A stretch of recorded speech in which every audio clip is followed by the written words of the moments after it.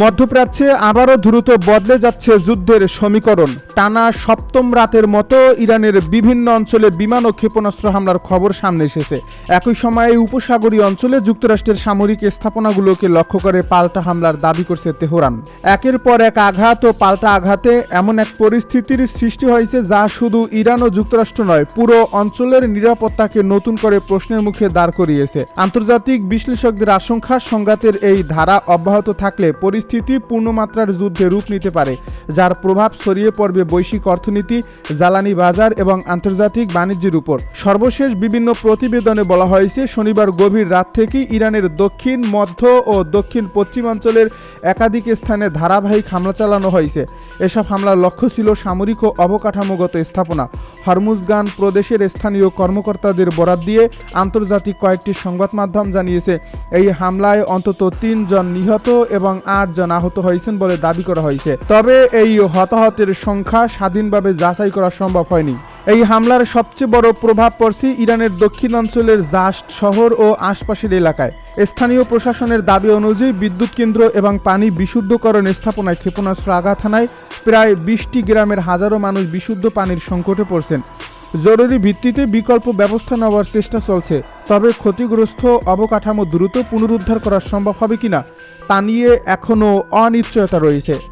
ওয়াশিংটনের পক্ষ থেকে আনুষ্ঠানিকভাবে প্রতিটি হামলার বিস্তারিত ব্যাখ্যা না দিলেও মার্কিন সামরিক সূত্রগুলোর বক্তব্য অনুযায়ী এই অভিযানের উদ্দেশ্য ইরানের সামরিক সক্ষমতা আরও দুর্বল করা এবং ভবিষ্যৎ হামলার ঝুঁকি কমিয়ে আনা। যুক্তরাষ্ট্রের সেন্ট্রাল কমান্ডো এর আগে জানিয়েছিল, আঞ্চলিক নিরাপত্তা রক্ষার স্বার্থেই তারা নির্দিষ্ট সামরিক লক্ষ্যবস্তুতে অভিযান পরিচালনা করছে।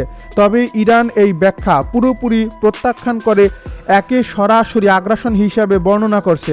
এই হামলার পর ইরানের পররাষ্ট্রমন্ত্রী আব্বাস আরাকচি বলেছেন, ধারাবাহিক সামরিক চাপ ইরানকে দুর্বল করেনি, বরং দেশের জনগণকে আরও ঐক্যবদ্ধ করছে।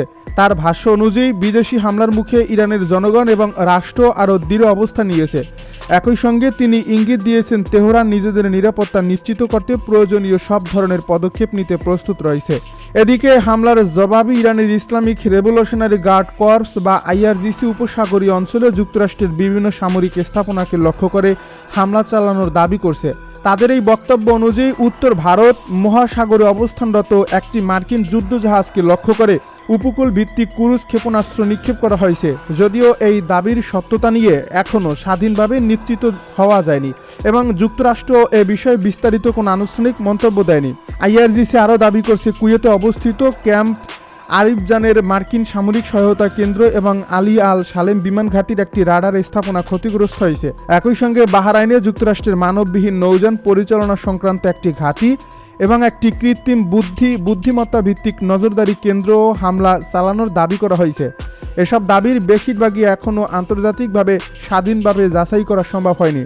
সংঘাতের এই উত্তেজনা আরও বাড়িয়ে দিয়েছে কুয়েত আন্তর্জাতিক বিমানবন্দরের কার্যক্রম সাময়িকভাবে স্থগিত হওয়ার খবর। স্থানীয় নিরাপত্তা পরিস্থিতি এবং আকাশপথের সম্ভাব্য ঝুঁকির কারণে কিছু সময়ের জন্য বিমান চলাচলে বিঘ্ন ঘটে বলে বিভিন্ন আন্তর্জাতিক প্রতিবেদনে উল্লেখ করা হয়েছে।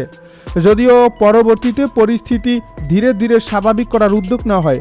অন্যদিকে ইরানের বিমান প্রতিরক্ষা ব্যবস্থা দেশটির বুশেহর অঞ্চলে একটি মার্কিন MQ-9 রিপার ড্রোন ভূপাতিত করার দাবি করেছে। তবে এই ঘটনাও স্বাধীনভাবে নিশ্চিত করা যায়নি। যুক্তরাষ্ট্রের পক্ষ থেকেও এ বিষয়ে আনুষ্ঠানিকভাবে কিছুই জানানো হয়নি। যুদ্ধ পরিস্থিতিতে উভয় পক্ষের দাবির সত্যতা যাচাই করা অনেক ক্ষেত্রেই কঠিন হয়ে পড়ে বলে আন্তর্জাতিক পর্যবেক্ষকেরা মনে করিয়ে দিচ্ছেন। বিশ্লেষকদের মতে, যুদ্ধের প্রচেষ্টা ভেঙে যাওয়ার পর থেকেই দুই দেশের মধ্যে সংঘাত দ্রুত তীব্র আকার ধারণ করেছে। প্রথম দিকে সীমিত পরিসরে পাল্টাপাল্টি হামলা হলেও এখন তা বিস্তৃত আঞ্চলিক নিরাপত্তা সংকটে পরিণত হওয়ার ইঙ্গিত দিচ্ছে। বিশেষ করে উপসাগরীয় অঞ্চলে মার্কিন সামরিক উপস্থিতি এবং ইরানের আঞ্চলিক মিত্রদের সক্রিয় অবস্থান পরিস্থিতিকে আরও জটিল করে তুলছে। নিরাপত্তা বিশ্লেষকদের একটি বড় অংশ মনে করছেন, বর্তমান সংঘাত যদি একই গতিতে চলতে থাকে তাহলে শুধু ইরান ও যুক্তরাষ্ট্র নয়, মধ্যপ্রাচ্যের আরও কয়েকটি দেশ প্রত্যক্ষ বা পরোক্ষভাবে এই সংঘাতে জড়িয়ে পড়তে পারে। বিশেষ করে লোহিত সাগর, পারস্য উপসাগর এবং হরমুজ প্রণালীর মতো গুরুত্বপূর্ণ সামুদ্রিক রুটগুলো নতুন করে ঝুঁকির মুখে পড়তে পারে। এমন পরিস্থিতিতে আন্তর্জাতিক জ্বালানি বাজারও বাড়তি চাপের মধ্যে রয়েছে। বিশ্বের উল্লেখযোগ্য পরিমাণ তেল ও গ্যাস এই অঞ্চলের সমুদ্র পথ ব্যবহার করে পরিবহন করা হয়। এর ফলে সংঘাত দীর্ঘায়িত হলে জ্বালানি সরবরাহ ব্যাহত হওয়ার আশঙ্কা তৈরি হতে পারে। এর সরাসরি প্রভাব পড়তে পারে আন্তর্জাতিক বাজারে অপরিশোধিত তেলের দামে, যা বিশ্বের বিভিন্ন দেশের অর্থনীতিকে নতুন করে চাপে ফেলতে পারে। বিশ্লেষকদের আরেকটি উদ্বেগের বিষয় হলো ইরান সমর্থিত আঞ্চলিক গোষ্ঠীগুলোর সম্ভাব্য ভূমিকা। যদি সংঘাত আরও বিস্তৃত হয় তাহলে ইয়েমেন, ইরাক, সিরিয়া কিংবা লেবাননের বিভিন্ন সশস্ত্র গোষ্ঠী নতুন করে সক্রিয় হতে পারে বলে আশঙ্কা করা হচ্ছে। বিশেষ করে লোহিত সাগরে বাণিজ্যিক জাহাজ চলাচল ব্যাহত হলে বৈশ্বিক সরবরাহ ব্যবস্থা বড় ধরনের সংকটে পড়তে পারে। এদিকে আন্তর্জাতিক কূটনৈতিক মহলেও উদ্বেগ বাড়ছে। বিভিন্ন দেশ ইতিমধ্যে উভয় পক্ষকে সর্বোচ্চ সংযম প্রদর্শনের আহ্বান জানিয়েছে। জাতিসংঘ সহ একাধিক আন্তর্জাতিক সংস্থা সংঘাত দ্রুত নিয়ন্ত্রণে আনার পর গুরুত্ব দিচ্ছে, কারণ পরিস্থিতি আরও অবনতি হলে শুধু সামরিক নয়, মানবিক সংকটও বহুগুণে বেড়ে যাওয়ার আশঙ্কা রয়েছে। বর্তমান বাস্তবতায় সবচেয়ে বড় প্রশ্ন হলো, এই সংঘাত কি সীমিত পর্যায়ে থামবে নাকি তা পূর্ণমাত্রার যুদ্ধে রূপ নেবে? এখন পর্যন্ত উভয় পক্ষই নিজেদের অবস্থানে অনড় রয়েছে। একদিকে যুক্তরাষ্ট্র বলছে আঞ্চলিক নিরাপত্তা নিশ্চিত করতেই তাদের সামরিক পদক্ষেপ, অন্যদিকে ইরান জানিয়ে দিয়েছে প্রতিটি হামলার জবাব দেওয়া হবে এবং প্রয়োজনে আরও কঠোর প্রতিক্রিয়া দেখানো হবে। মধ্যপ্রাচ্যের চলমান উত্তেজনা নতুন এক মোড়ে পৌঁছেছে। ইরান ও যুক্তরাষ্ট্রের পাল্টাপাল্টি অবস্থান, হরমুজ প্রণালীকে কেন্দ্র করে কৌশলগত প্রতিযোগিতা এবং সামরিক তৎপরতা আন্তর্জাতিক অঙ্গনে নতুন করে উদ্বেগ সৃষ্টি করছে। এমন পরিস্থিতিতে ইরানের সশস্ত্র বাহিনীর মুখপাত্র ব্রিগেডিয়ার জেনারেল আবুল ফজল শেখারসি যুক্তরাষ্ট্রের প্রতি কঠোর ভাষায় সতর্কবার্তা দিয়েছেন। তিনি দাবি করেছেন, ইরানের বিরুদ্ধে নতুন কোনো সামরিক পদক্ষেপ নেওয়া হলে তার জবাব আগের যে কোনো সময়ের চেয়ে আরও কঠোর হবে এবং সেই প্রতিক্রিয়া শুধু একটি নির্দিষ্ট অঞ্চলে সীমাবদ্ধ থাকবে না। এই বক্তব্য প্রকাশের পর থেকেই আন্তর্জাতিক কূটনৈতিক মহলে নতুন করে আলোচনা শুরু হয়েছে। শেখারসির বক্তব্যে উঠে এসেছে ইরান নিজেদের প্রতিরক্ষা সক্ষমতা আরও শক্তিশালী করছে এবং প্রয়োজনে দীর্ঘ সময় ধরে সংঘাত মোকাবিলার প্রস্তুতি রয়েছে বলে তেহরান বিশ্বাস করে। একই সঙ্গে তিনি বলেন, বিদেশি সামরিক উপস্থিতি মধ্যপ্রাচ্যের নিরাপত্তাকে আরও জটিল করে তুলছে। তবে এসব বক্তব্য ইরানের সরকারি অবস্থান হিসেবে প্রকাশ পেলেও যুক্তরাষ্ট্র এ ধরনের হুমকিকে গুরুত্বের সঙ্গে পর্যবেক্ষণ করছে এবং নিজেদের নিরাপত্তা ও মিত্রদের সুরক্ষার জন্য প্রয়োজনীয় ব্যবস্থা নেওয়ার কথা জানিয়ে আসছে। বিশেষজ্ঞদের মতে বর্তমান সংকটের কেন্দ্রবিন্দুতে রয়েছে হরমুজ প্রণালী। বিশ্বের উল্লেখযোগ্য পরিমাণ অপরিশোধিত তেল ও তরল প্রাকৃতিক গ্যাস এই জলপথ দিয়ে আন্তর্জাতিক বাজারে গিয়ে পৌঁছায়।